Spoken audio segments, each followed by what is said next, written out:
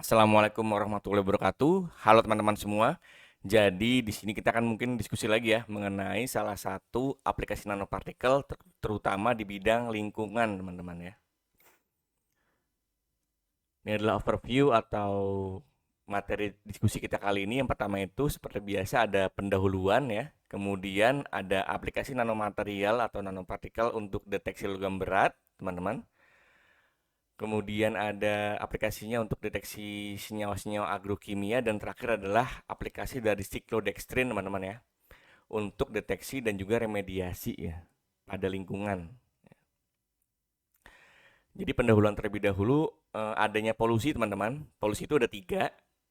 Ada polusi udara yang pertama air pollution, kemudian ada polusi pada tanah ya land pollution dan juga polusi pada air ya water pollution. Nah, ada polusi ini itu dapat merusak ekosistem ya di sini ya sudah saya garis bawahi ekosistem yang ada di alam sehingga nantinya itu bisa berakibat pada penurunan sosial ekonomi ya, berakibat pada adanya penurunan sosial dan juga ekonomi yang turun tuh. Ini kita ambil contoh misalnya untuk air pollution atau polusi udara itu adalah peningkatan gas rumah kaca ya. Gas rumah kaca itu contohnya adalah CO2, NOx, H2S, gas metan dan juga CFC itu. Nah, nantinya peningkatan gas rumah kaca ini berakibat pada apa namanya? Ozone depletion atau penipisan lapisan ozon, teman-teman. Ya. Nah, nanti sebagai efek dari kesehatannya itu contohnya bisa menyebabkan asma ya, kemudian apa namanya? Lung cancer atau kanker apa namanya? Paru-paru dan juga penyimpangan neurodegeneratif teman-teman seperti itu ya. Jadi karena adanya peningkatan gas rumah kaca itu adalah salah satu polusi udara ya. Nanti berakibat pada penipisan lapisan ozon dan akhirnya pada kesehatan juga nih.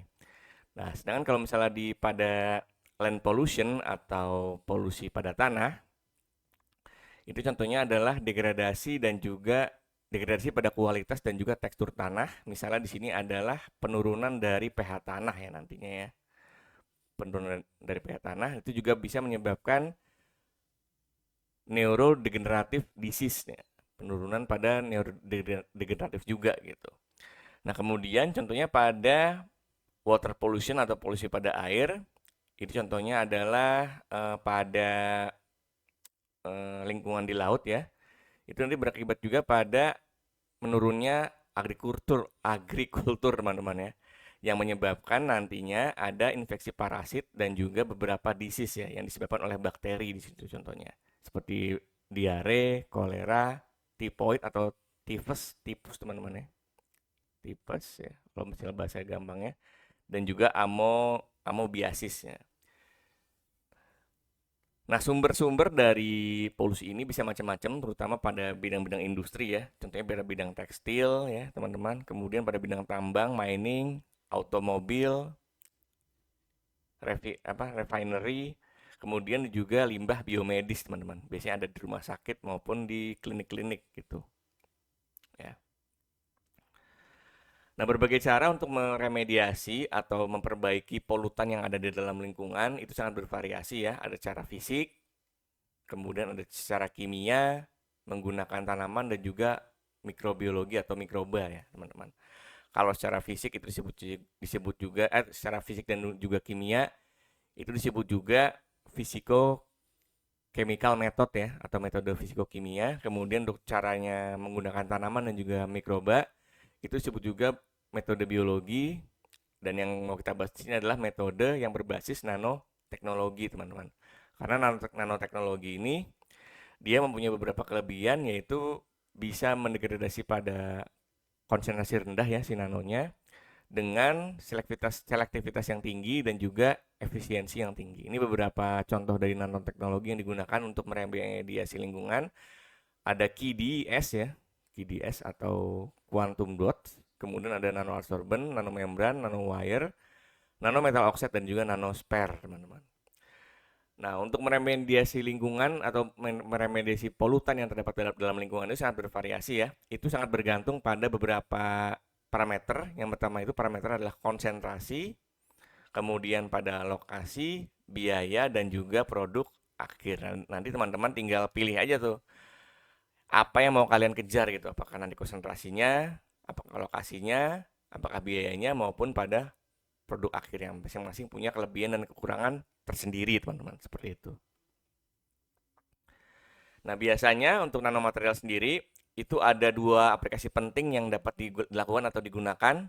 Yang pertama itu adalah untuk meremediasi lingkungannya, tadi sudah dibahas ya. Ini yang pertama. Terus yang kedua, itu untuk sebagai detektor atau untuk mendeteksi polutan yang terdapat pada lingkungan tersebut gitu. Ini contohnya nanomaterial dan untuk remediasi dan juga deteksi dari logam berat ya. Itu contoh pertama. Kemudian contoh keduanya adalah nanomaterial yang dapat digunakan untuk meremediasi atau mendeteksi adanya senyawa agrokimia di situ. Kemudian yang ketiga, nanomaterial yang dapat digunakan untuk meremediasi atau mendeteksi adanya obat ya yang sudah ada di lingkungan dan sudah menjadi limbah gitu, teman-teman.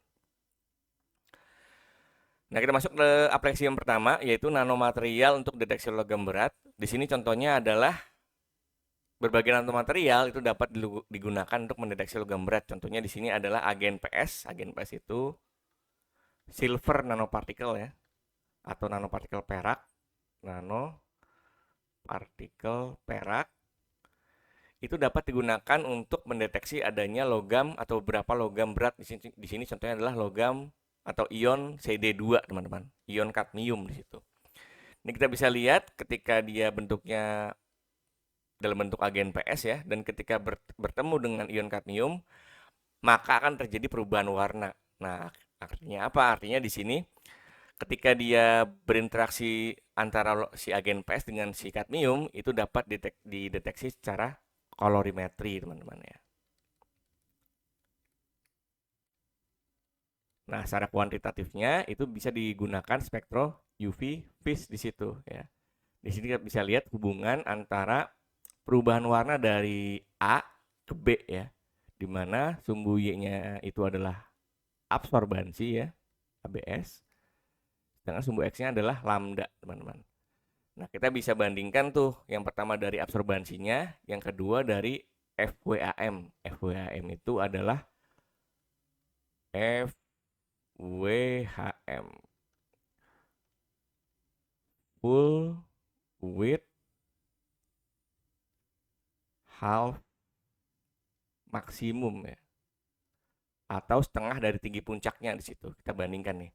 Ini di sini kelihatan bahwa ketika si agen PS itu berinteraksi dengan berbagai logam ya, ini macam-macam logam, maka dia akan terjadi perubahan warna. Nah, perubahan warna itu bisa kita jadikan acuan untuk menghitung atau mendeteksi adanya logam berat tersebut. Nah, di sini terlihat tuh ketika dia berinteraksi dengan CD tadi sudah dibahas juga, maka akan terjadi perubahan dari kuning atau agak ya kuning lah ya, menjadi agak merah gitu ya. Nah, ketika dibandingkan dengan berbagai logam juga, maka akan terjadi perubahan warna yang ekstrim tuh. Makanya di sini kelihatan bahwa jika kita bandingkan pada perubahan si Ni ya di sini dan juga CO, itu sangat-sangat selektif tuh untuk si agen PS ini gitu. Kemudian yang C, nih yang C ya, gambar C, ini tadi kan yang A sama B ya di sini. Yang C ini adalah interaksi antara awan PS dengan CD2+. Nah, kalau teman-teman masih lupa ya, awan PS itu adalah nanopartikel emas ya, atau AU nanopartikel ya. Nah, ketika nanti si awan PS dengan CD atau ion CD itu berinteraksi, maka juga akan terjadi perubahan warna tuh, dari warna itu merah menjadi lama-lama menjadi ungu dan juga hijau ya.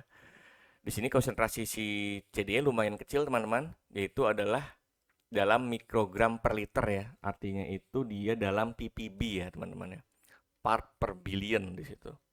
Artinya cukup rendah juga, cukup bagus. Dia bisa mendeteksi di konsentrasi rendah berarti. Dan di situ hubungan antara interaksi antara CD dengan awan PS itu memberikan regresi yang cukup baik, di mana R kuadratnya itu adalah 0,99,62. Nah, berarti di sini kita bisa jadikan nih metode ini sebagai salah satu pilihan dalam mendeteksi ion kadmium. Kemudian yang terakhir adalah interaksi antara CUNPS dengan PB di situ. Nah, di sini kita bisa lihat dari SPR-nya.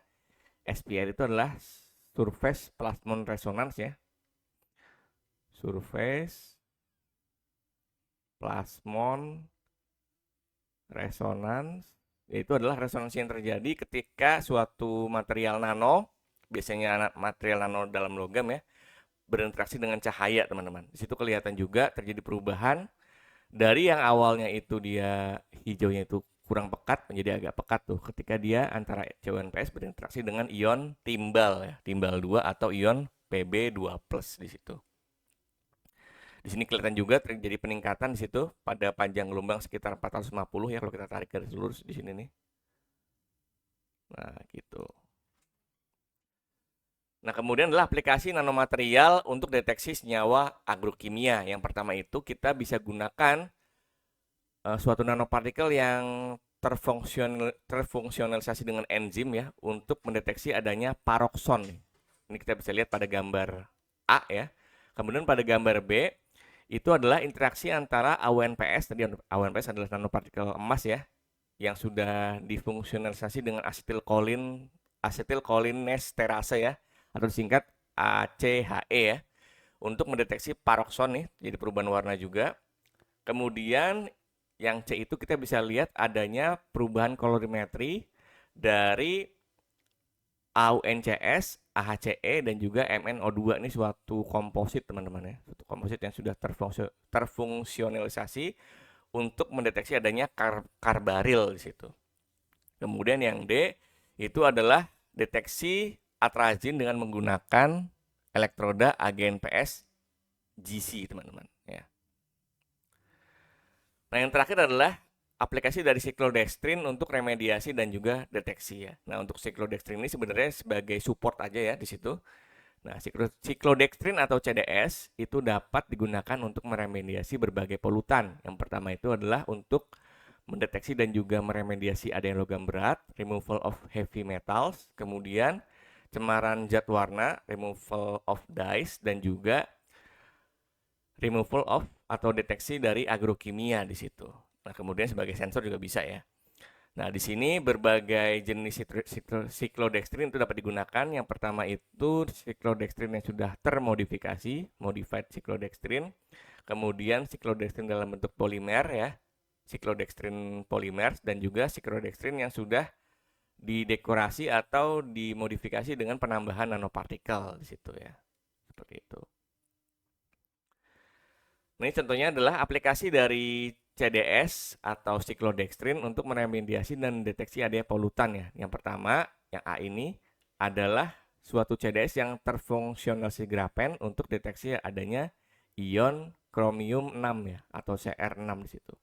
Di sini ketika ada Cr6, ada ion Cr6 dengan konsentrasi 200 ppm ya, berarti 200 mg per liter.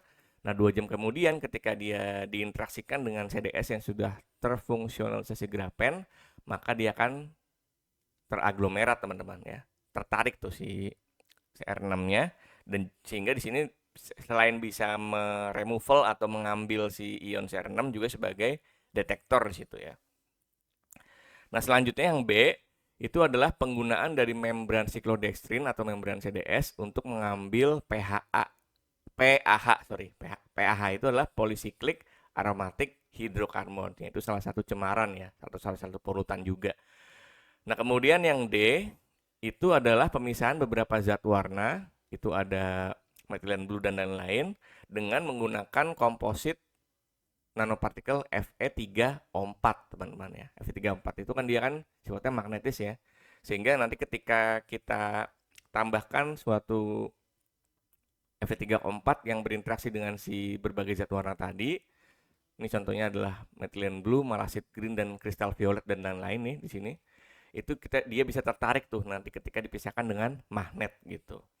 Kemudian terakhir adalah fluoresensi trinitrophenol dengan menggunakan siklodextrin dan juga yang juga sudah ditambahkan material yang bisa berfluoresensi teman-teman. Seperti itu ya, yang D ya. Dan inilah referensi saya gunakan untuk pembuatan video kali ini ya. Oke, mungkin gitu ya teman-teman untuk pembahasan kali ini.